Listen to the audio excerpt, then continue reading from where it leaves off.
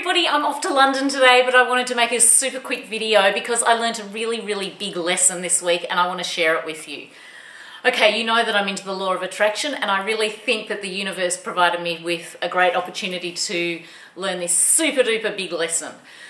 Okay, those of you that are on my Facebook page are probably aware that my uncle passed away this past week, and you are probably also aware that I went to the opening night of Hairspray in Sydney, which was fantastic.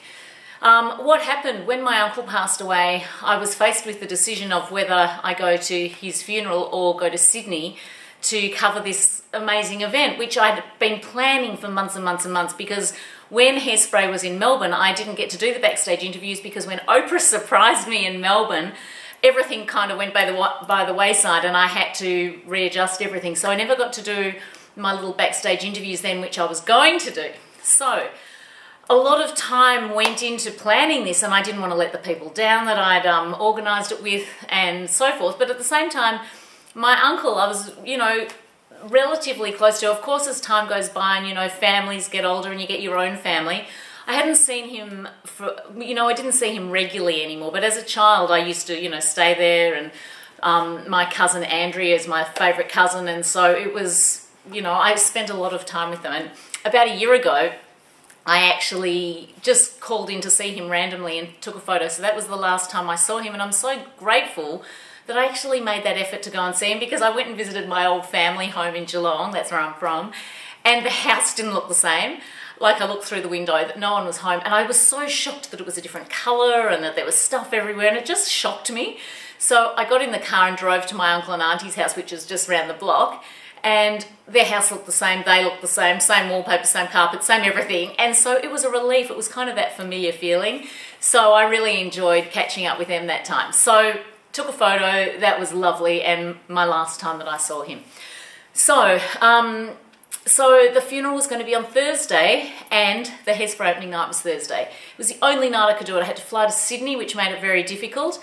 So I rang my cousin and I said to his wife, I said, Kaz, if there's any changes that happen, that the funeral is on a Friday or something, could you please let me know? Because I really didn't know what to do.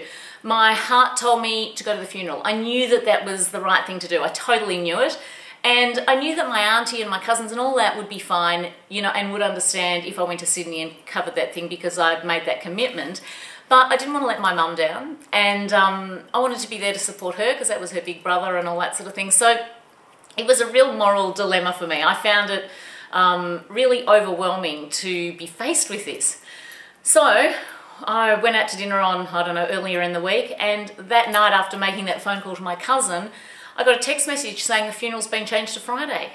It was amazing. It meant that everything was very tight and I didn't stop moving for like a few days, but it meant that I could go up, I could cover the thing at Hairspray, and I could go back to the funeral. So what this meant for me was, when I was in Sydney, right, I was very conscious of these thoughts, and I thought, I had a great time and I did great interviews, and it was, it was all that I thought it would be. It was lovely. But while I was there, I thought to myself, would this be worth missing the funeral for? And I decided no, it wasn't, because even though it was great, it was not my core feeling, that inner feeling of what was right for me. So, and then when I went to the funeral and I heard my mum speak, I was so proud of her, because she doesn't like doing that sort of thing. She got up and talked about her brother, and she told stories about him, and the whole family got up and told all these amazing stories about my Uncle Frank that I hadn't known. And I would have missed all that. So while I was at the funeral, I was also conscious of the fact that that was the right decision to be there. So the universe provided me with this amazing lesson that that comes first, that like a funeral comes first. And you know what?